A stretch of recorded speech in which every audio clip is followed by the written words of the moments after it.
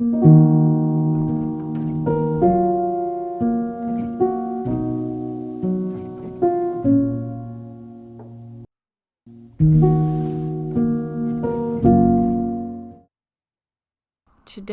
I am painting a watercolor portrait in hopes of getting better at painting portraits.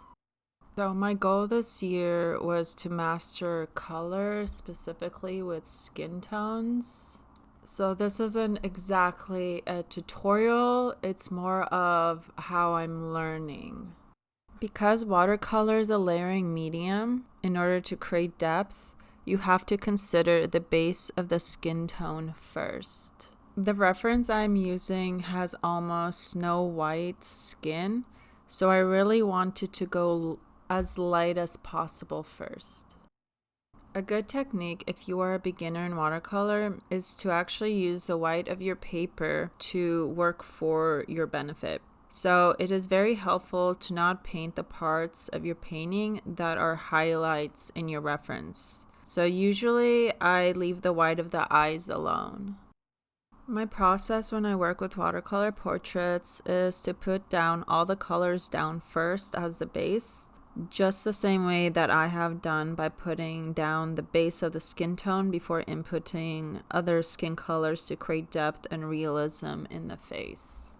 With watercolor and graphite drawings, I work from light to dark, but you'll notice that acrylic painters actually work from dark to light. I work from light to dark with watercolor and even when drawing because the paper will be more forgiving if you make a mistake. You can always go darker, but you're far more limited when you try to go lighter from a very dark pigment of paint or color. This year, I'm going back to learning the fundamentals of art in order to become a better artist, but with knowing how to paint watercolor portraits, one thing that stops me is my limited understanding of color theory. So this year, I'm definitely plan to study color theory more heavily to master watercolor. If you are also interested in this, I would love to hear how you have mastered color and painting, so feel free to comment your own experiences and tips for others, as well as myself. Now, I want to let you know that this isn't sponsored. This is just my own interest and curiosity. But there are tons of free resources on YouTube. But one of the books that I really want to get my hands on is called Color and Light by 3D Total Publishing. The price is kind of hefty for me right now, but I feel it will be a staple to learning art more seriously. I also would love to recommend another book if you're interested in the creative process and truly living as an artist in the day-to-day. The book is called The Creative Act, The Way of Being. It's actually interesting that I stumbled upon this book because last year I had actually made a resolution of wanting to live a more consciously creative life in the everyday. So I really love that I found this book. An excerpt from this text is, "As artists, it is our job to draw down this information, transmute it, and share it.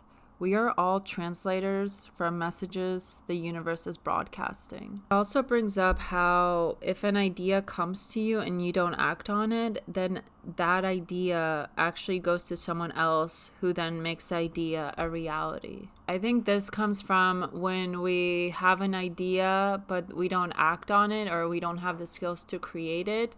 But then in the real world, we see that art form come into our 3D, and then there's that sense of jealousy or frustration because you didn't yet have the tools to cultivate that idea into reality and it just went to someone else. I think it's important to not come from jealousy, but the idea that comes to you is an opportunity. And if you don't act on it, then that idea, that energy goes to another artist who makes it happen. It's kind of the same way of when an artist, a music artist, creates a song or writes a song, but then they don't do anything of it. So then those lyrics, that song actually go to another music artist that makes something from it, that records it. And this book actually talks about that because ideas come into reality because they need to happen right now. So as an artist or as a creative person, it is your duty to be in sync and open your intuition, your creative intuition, to what needs to be created right now. For instance, when I was pursuing a bachelor's of fine arts in 2019, even though I already had a bachelor's in English, I had this idea for a painting of a feminist commentary on intimacy and the female body, and wanted to create a female figure with her legs wide open and naked. But I knew my skills were not there yet because I have to still learn figure drawing. But recently, I actually saw the same idea from another artist as an acrylic painting on a large canvas. So it's just interesting how ideas flow from one person to another. Anyway, let's actually go back to this actual portrait I'm painting. I kind of got off track with that. So now I'm adding the pink hues of the skin, and then I'm also adding the undertones of the blue in the skin.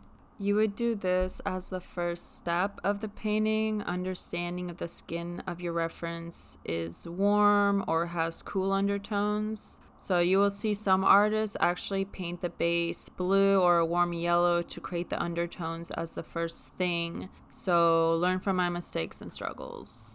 Definitely don't use a tiny watercolor brush to have to then recreate that.